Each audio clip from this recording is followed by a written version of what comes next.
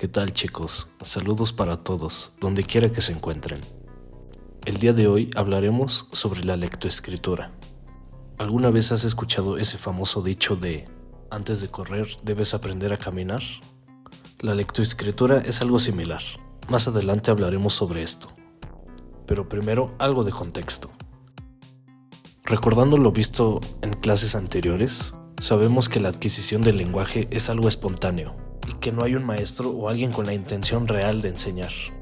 Los principales teóricos que abordan este tema son Piaget y Vygotsky, con la teoría cognitivista, Noam Chomsky con la nativista y Saussure con la ambientalista. La teoría cognitivista habla sobre que la adquisición del lenguaje surge como resultado del crecimiento y maduración de las habilidades mentales, es decir, que el lenguaje se desarrolla en paralelo con las etapas cognitivas. Por otro lado, la teoría nativista nos dice que los seres humanos nacen con la capacidad innata para aprender el lenguaje. Se habla de una preprogramación del cerebro para adquirir el lenguaje y necesita exposición al mismo. Y por último, la teoría ambientalista menciona que el lenguaje se adquiere a través de la interacción con el entorno y la imitación. Skinner complementa esta teoría asegurando que el lenguaje es un comportamiento aprendido por medio de la repetición y el refuerzo. Ahora sí, teniendo más frescas estas teorías, pasemos a la lectoescritura. Según Vygotsky, aprender a leer y escribir es diferente a aprender a hablar. Mientras que el lenguaje hablado se adquiere de manera espontánea en los niños, el lenguaje escrito requiere de una enseñanza más formal y con un orden. Según Vygotsky, son 3 puntos deseables en el proceso de aprendizaje de la lectoescritura. Número 1. Debe nacer la necesidad para el niño. Número 2. Debe poseer un significado para el niño.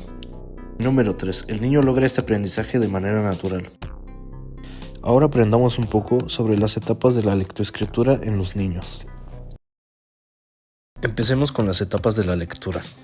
En el número 1 está la etapa presilábica. En esta etapa el niño no conoce el significado de una palabra escrita. Esto provoca que invente algún significado. En el número 2 está la etapa silábica. El niño diferencia una palabra larga de una corta y por ende deducirá que es una palabra de las que ya conoce. En el número 3 está la etapa alfabética. Aquí es cuando el niño empieza a distinguir letras de otras. Así ya podrá aprender a leer con más fluidez. Ahora sigamos con las etapas de la escritura. En el número 1 está la etapa concreta. El niño intenta imitar la manera en que se plasma la información, trazando líneas. En el número 2 está la etapa presilábica. En esta etapa, el niño aprende a hacer algunas letras, pero aún no sabe cuál es su significado real. En el número 3 está la etapa silábica. Al igual que en la etapa de la lectura, el niño no sabe el sonido real que tiene cada letra, pero tratará de asociarlo con los que ya conoce. Con lo anterior se explica el dicho: antes de correr debes aprender a caminar. Hasta aquí todo claro, ¿no? Pero ¿qué pasaría si este proceso se viera obstaculizado? Es aquí donde aparecen las temibles alteraciones del lenguaje. Algunas de estas afectan la adquisición del lenguaje audio-oral, otras tienen que ver con el aprendizaje de la lectoescritura. Conozcamos un poco sobre las 3 principales alteraciones del lenguaje y sus causas primarias. En el número 1 está la disartria, causada por un fallo neurológico en los músculos del habla, y esto provoca lentitud y falta de coordinación al hablar. En el número 2 está la afasia, provoca la incapacidad de entender, hablar y escribir. Es muy común en personas con accidentes cerebrovasculares.